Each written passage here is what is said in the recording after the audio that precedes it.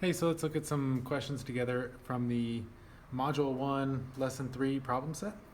So Lesson 3 in Module 1 is all about how do we determine or identify whether or not a relationship is proportional or not. And particularly, how do we determine whether or not a relationship represented by a table of x values and y values, or one quantity and another quantity, how do we determine whether or not that represents a proportional relationship? Because we'll deal with other ways of determining from graphs and equations and that sort of stuff later. And just like most things we do in math, there's a bunch of different ways you can do this, but we focused on one main way in class, and that's by hunting for the constant of proportionality. And the constant of proportionality, when we first defined it, is that number that you can always multiply any of the x values by to get its corresponding y value. So some number that if you went 3 times that number, whatever that number is, it would equal 12. And 5 times whatever that number is, it would equal 20. Well, sometimes that's easy to do, to like sort of fill in that blank. You can see what number is supposed to be there. But sometimes it's not so easy. And so to make sure we can always do it, whether it's easy or not, we said let's make this third column on each one of these tables. Sometimes you make a third row depending on how the table's set up, but usually it's a column. And let's call it the y divided by x column. That might look like y plus x in your video, but it's supposed to be a y divided by x there. And essentially what we're doing is we're saying, well, wait, if there's some number that 3 times that number, blank, equals 12, well, we can work backwards to find that same number by going 12 divided by 3 must equal that number in the blank. So we're still searching for that same number in the blank, but we're just using division to find it. So this is how we're going to test what that ratio between each of the y and x values are. And as long as that ratio or that number is the same every time, we say that number is constant. We call it the constant of proportionality. Boom, our relationship is proportional. If one of these numbers is different, though, that means that ratio is changing and we don't have a proportional relationship. So let's do 12 divided by 3. That's 4. Let's do 20 divided by 5. That is also 4. Let's do 8 divided by 2. That is 4. And 32 divided by 8. That is 4. So based on the information in this relationship, since the ratio is constant the whole way, we would say that the k, the constant of proportionality, equals 4. And maybe write a little conclusion down here. Yes, this relationship is proportional. And I'm going to just abbreviate that as prop. It says to explain why or why not. Honestly, if you're showing your work by creating this y divided by x column, and then you're claiming that there's a constant of proportionality, k equals 4, and that is the explanation. I don't necessarily need you to write something out that says, it is proportional because I checked all the ratios. We don't need to do all that.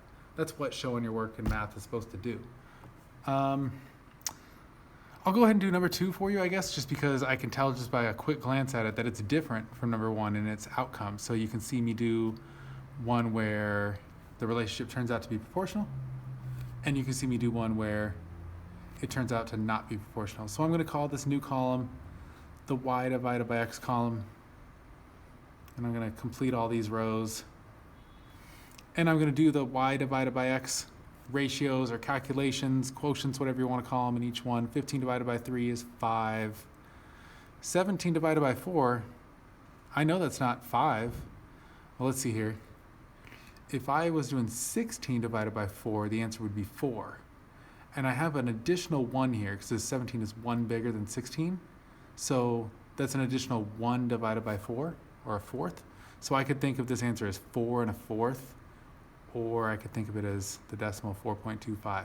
And I'm done. I can literally stop there, because as soon as you have 2 different y over x ratios here, then you know there's no constant of proportionality. There's no number that allows you to go 3 times blank equals 15, 4 times blank equals 17, because the ratios are changing as you go down the table.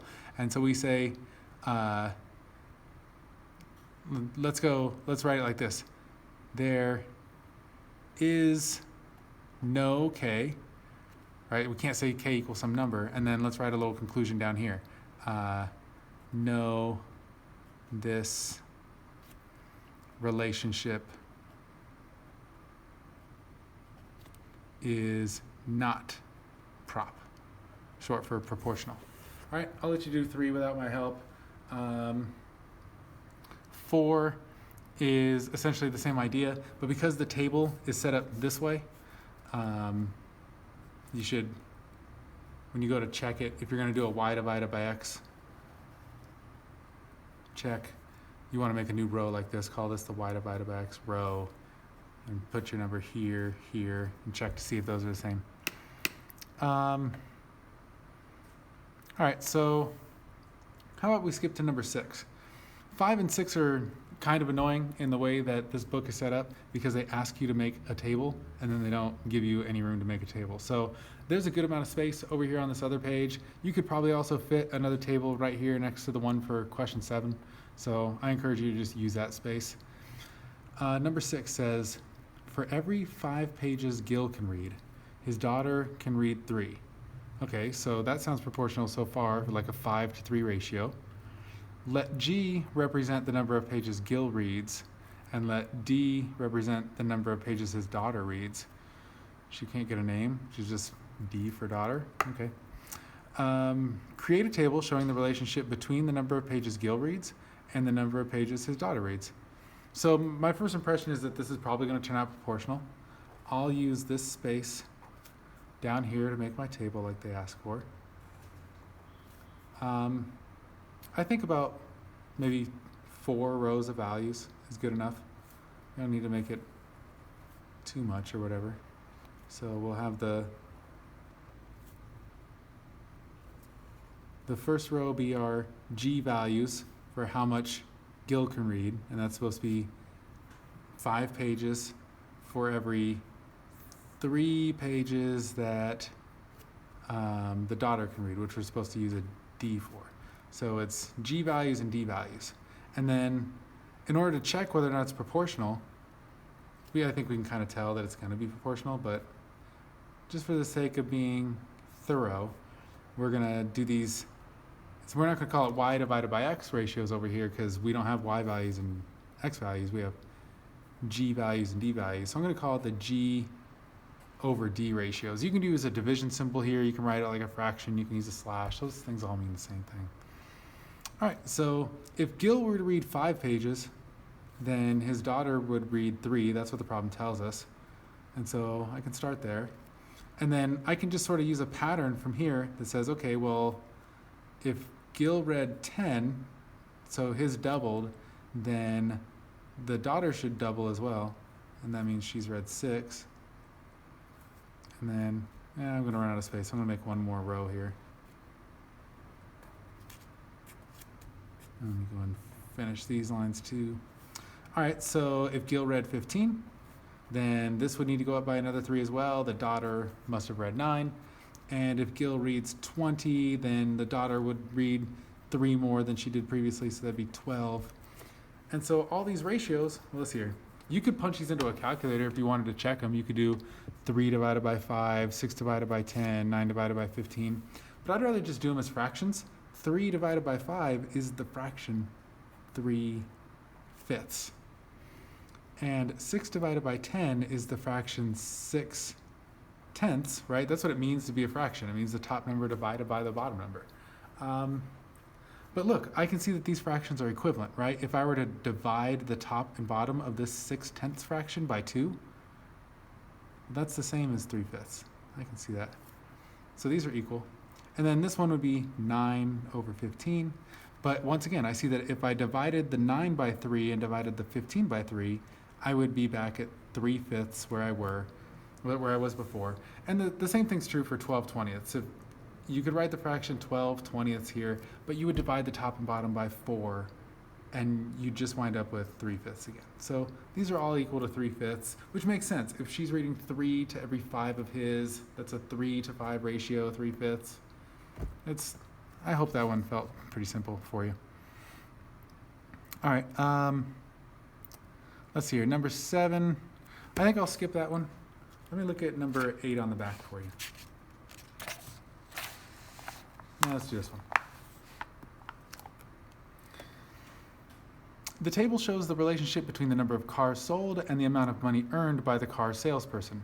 Is the amount of money earned in dollars proportional to the number of cars sold? Explain why or why not. Again, I feel like if you're showing your work thoroughly in a mathematical way, you don't necessarily need to explain in words. But if you're not showing your work well, then you better write in words. All right, so we're going to check for proportionality. We're going to do another column. We'll call it the y divided by x ratio. That means these would be our x values. These would be our y values. You can use other letters if you wanted, like C for cars and D for dollars or whatever. And then you would have the D over C column. So we're going to call this the y over x column. And these are kind of skinny. This might start looking kind of messy. I might write the numbers over here and then just draw arrows into the boxes where they go. So 250 divided by 1, that's pretty easy. That's 250. 600 divided by 2. Well, in order to do this, I can just sort of ignore the zeros, and I just do the 6 divided by 2, and that's 300. So I'll write 300 in there. And they were nice to me. The people who made this question, they made it to where I really only have to do that much work. Because if all they're asking me is whether or not this is proportional, this is enough information for me to say, no, it's not. There's not a common ratio between the cars and the dollars. There's not some number that I could go, oh, 1 times this equals 250. That's 250. Well, 1 times that same number, that doesn't equal 600. So this isn't proportional. So you could write, there is no K, there's no constant of proportionality, and no, not proportional. As long as you're writing at least that much, I think you're satisfying the explain why or why not part. All right, so number 9 is asking you to be a little more creative. They want you to make your own table, like label your own quantities as your own thing that you're making up. They want you to describe the situation, so you got to kind of maybe write like a short word problem that goes with it, just like the problems that the book has given you, and then show whether or not it's proportional or not. Basically the same way we've been doing it. All right, so I'm going to let you make up your own thing. There you go.